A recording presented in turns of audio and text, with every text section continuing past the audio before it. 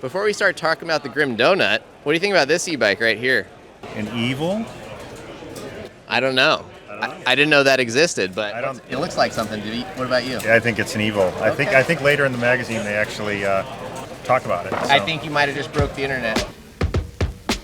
And you're going to break the internet again. Let's talk about the Grim Donut.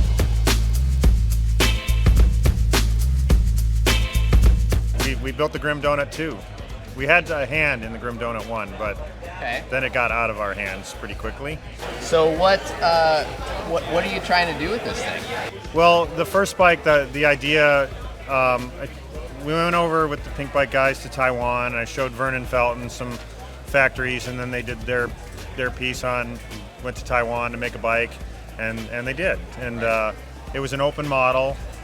I think there was some questionability on if they even had tube lengths long enough to do a reach that long, and so maybe the bike didn't come out quite as envisioned. So we were talking to them about kind of doing it from the beginning like we would do a prototype in the US and building a test mule, and so we did a lot of different things on this bike. It has all the craziness of the original one, but actually now it's got some massive adjustability. So 3 head tube angle adjustments, 2 sets of linkages, so we can get what we call the Pinkbike curves with almost no anti-squat, so it can pedal.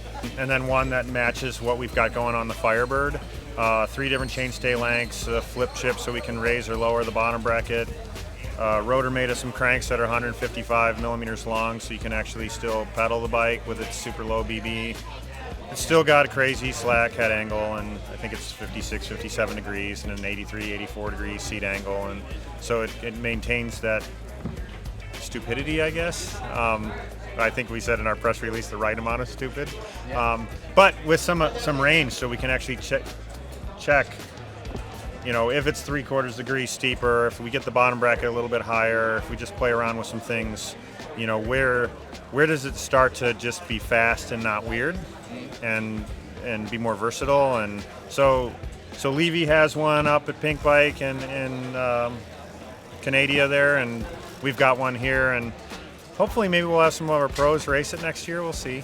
I would say Pivot has been, I don't want to say conservative traditionally in the geometry realm, but like one of the things I like most about you and your bikes are you don't really do a lot of just because. Yep. And you, being in Arizona, build bikes to ride in a different type of terrain than people make bikes for in BC, right? And coming from Southern California, right? I like bikes that handle and are nimble and move. Yep. And this is a very big departure from the other bikes you make. So I'm sure you've ridden the Donut. I have. Well, I've ridden this one around, and we'll get down to some serious testing when we get back. Okay, so you haven't put it on your home trails down near the factory? No, but for a few years ago for eMTB News in Germany, we did a project called the Franken Trail, and it was based off of our Trail 429, so it was a 120 millimeter travel bike, and it wasn't quite as insane, but it still had, you know, way over 500 millimeter reaches, and it had adjustable chainstays, and they were pretty long, not quite this long, but it had the makings of this craziness going on with it. And we Jens Stout, who now works for us, who was with MTB News at the time, he flew out. We all went to Moab together, tested all the different settings on it and everything, and it was a little weird on South Mountain and in Moab, and but it also had some cool things about it. And so if you don't test the limits, you don't know where things can go and what can be done well. I mean, I think like a race like the Mega Avalanche, where they're just going straight down like an icy hill, that you put some spikes on that baby, and that might be like the perfect bike for that sort of thing. And we're very worried about certain like step up moves on South Mountain, like the wheelbase is so long, if you can even get the front wheel up on it, will the front wheel be over it, and then the cranks will just hit what would be the Forget move. the cranks, you might high center on the down tube. Yeah, you might. And there's some corners that are it's relatively steep trails, but you're coming around a corner, a really tight 180 or more, into stair steps. Yeah. And like that bike might span 2 of those stair steps instead of being able to go down the stair steps actually. And it's can we even ride it on some of those trails that are considered good, fast, technical trails for our type of terrain? Yeah.